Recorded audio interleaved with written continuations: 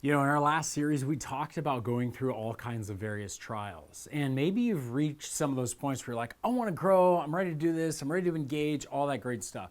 And maybe you're ready to even walk away from, rebelling against God and running from Him and enter into talking to people. But here's the thing, we go into these situations, we go, I don't know what I'm doing. I need some wisdom. I need some wisdom in what direction to go.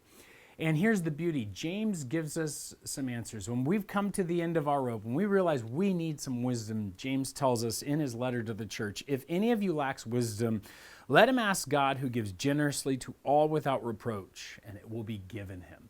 This is beautiful. He says, if you lack it, ask God. Go to God. Ask Him. He's the God who is all wise. He has all knowledge. Proverbs tells us wisdom is a part of who He is, and He made this world with wisdom.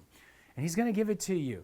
And in fact, James goes on, he says, he's so sure he's willing to give it to you. So ask in faith, trusting, without doubting, for the one who doubts is like the wave of the sea that is driven and tossed by the wind. He's like, you don't need to worry about it. God wants to give it to you. He will give it to you. So trust He'll give you wisdom.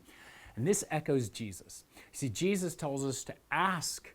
And so we ask for wisdom in prayer. He tells us to seek. And so we seek for wisdom in His Word. We seek through the Scriptures. We seek it from other wise counsel. And then we knock. We apply that wisdom and see that God's wisdom is true. We don't need to worry about it. God will give us what we need. And so today, if you're lacking wisdom in the middle of a trial, why don't you stop and ask?